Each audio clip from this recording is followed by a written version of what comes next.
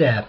I get quite a lot of requests to do reviews on specific fountain pens, and actually for the most of these requests they deal with one single type of pen, and I get that request once. I always try to look into it. Sometimes these pens are really expensive or they're very difficult to obtain where I live, but there was one pen that I could actually buy and for which I have gotten a lot of requests. Please, could you review this? Please, please, please. Some people were really almost begging me to do a review. Now, of course, I'd love to help you out. And this wasn't even an expensive pen. I think that's why it's so popular. So I was in town today and I decided to get one. And the pen I'm talking about is the Lamy Safari. And it's a very popular pen. So that's what we're going to talk about today. And it comes in this pretty cool box. If you know me, you know I'm not a huge Lamy fan. It's just, I mean, I don't have anything against Lamy. It's just a brand that does not appeal to me particularly much. This is a pretty cool box. Now this doesn't look particularly cool, and that's not what I'm talking about, but you take out the second box, and I think this is some pretty nice design. Why? Well, first of all, you got this little booklet stuck at the bottom. You can take it out. You know what this is, right? It's instructions on how to fill your pens, what not to do with them, do not play DOS with your pens, etc. Throw that out. We don't need that. The box. Look at this. It opens up like that. Is that cool or what? So you can close it like that, and you can open it. I've never seen something as nifty as that. So that, well, I mean, I have seen things as nifty as that. Cars are pretty nifty. Space shuttles are pretty nifty. But I mean, when it comes to pen boxes, I've not seen something as cleverly designed as this. So that's nice. Here we have the Safari. The Safari comes, you cannot take this out, by the way. It's just, that's the end of the box. Okay, the Safari comes in a number of colors. Red, yellow, white, blue, green, I don't know, whatever. Pretty much all the colors of the rainbow. And I chose black, because I thought it looked nice and somewhat classical, classy. Alright, I'll cover the pen, I'll cover what I like about it, what I don't like about it, and I'll show you a writing sample. So here we go. The cap. The cap has this really weird cross thing on top. I don't know why. Maybe you can unscrew it, because it looks like, I don't know, maybe you can take off the clip. I haven't tried this. It looks fascinating. The clip, nice, springy, will definitely keep a pen in a shirt pocket or a pouch, like that. This broad open design that looks somewhat like a paper clip, I think, is a typical Lamy Safari thing. So it's a pretty iconic pen. It's not that expensive, but it's a bit iconic. So people will recognize this on the street. And that's all there's to be said about the cap. It's just a click on, click off, no screwing. There is no Lamy logo on there. No, nothing else. The Lamy logo is printed on the barrel, as you can see. And that's nicely done because it looks very pronounced, but in fact it's not. It's just because the light, the way of the light's reflected by it, because if I move it down, you see it almost disappears. You see that? It's gone. So it's very nice. I like that. It's a subtle effect.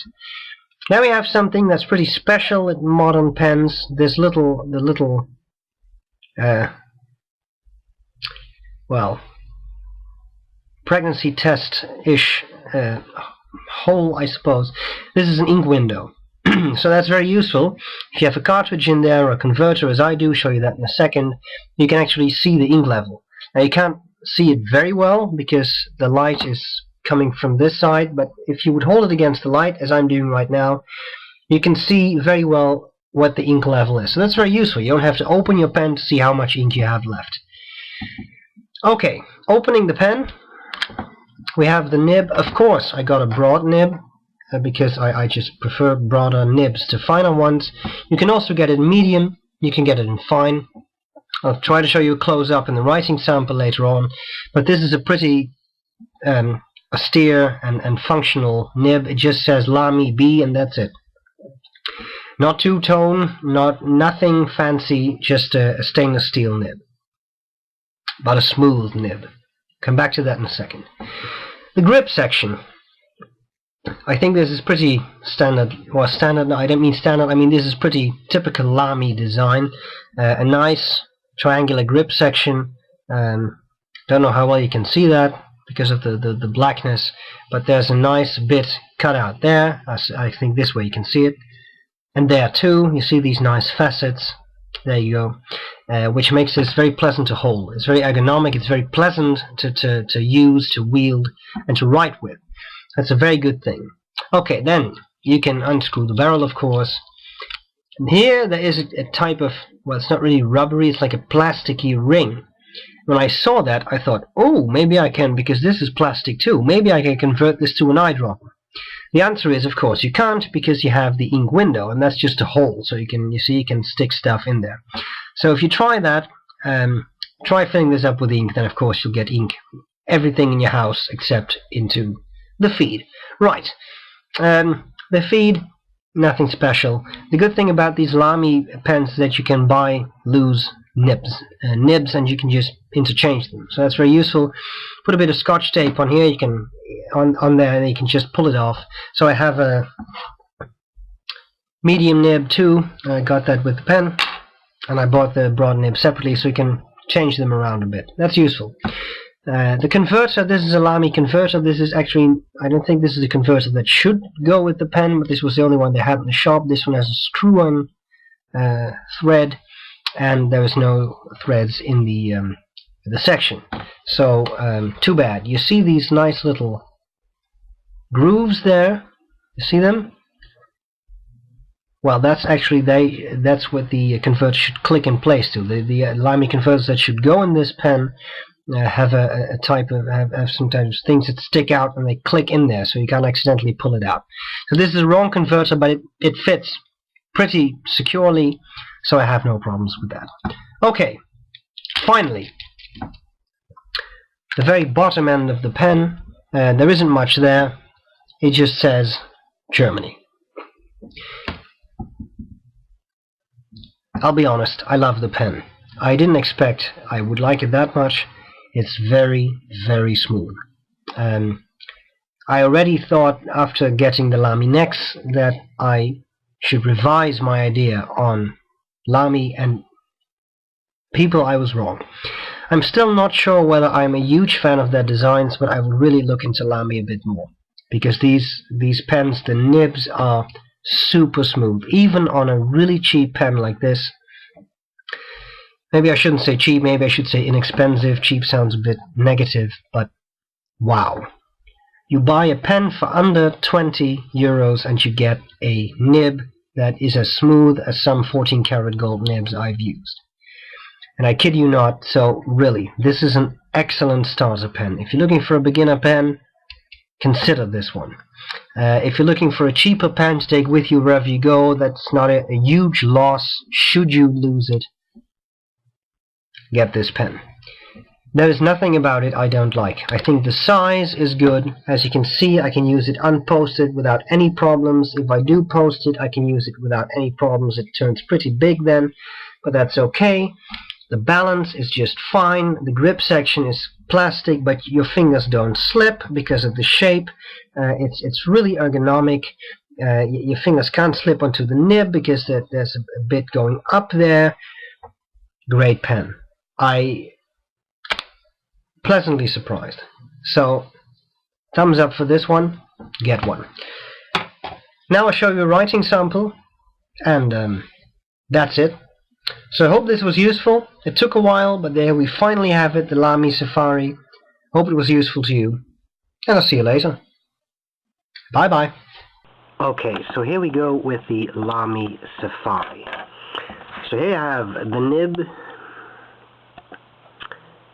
The nib, as you can see, I don't think my camera is focusing pretty well, but this is a fairly simple nib design, which I kind of like. Right, the pen, fairly light, but well balanced.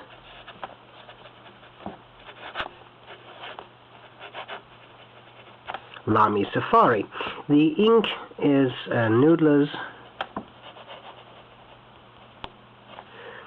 and it's Dragon's Napalm.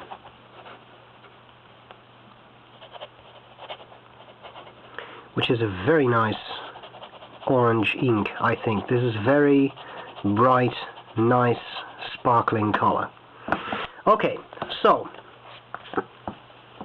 here we go. Let's do a writing sample.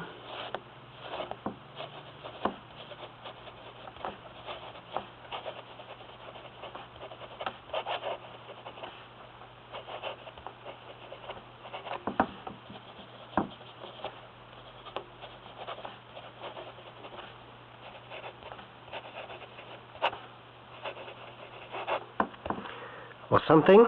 The nib is really smooth. I can feel almost no resistance from the paper. As you can see, it lays down a very nice even patch of ink.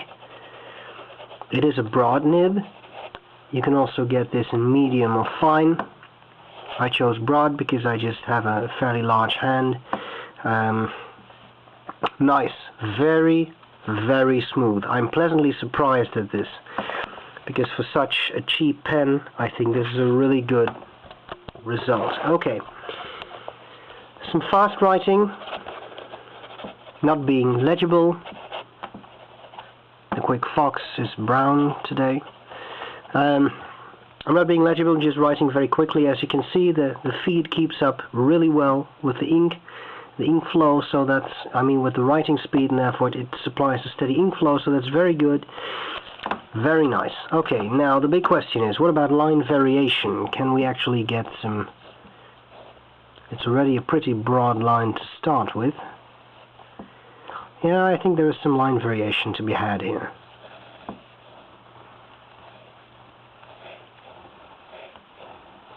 Not trying to push this one too far. But there we go. So there is some line variation. You see broader and finer lines. Okay, so I think that's it. Looks good to me. Very pleased with the performance of this pen.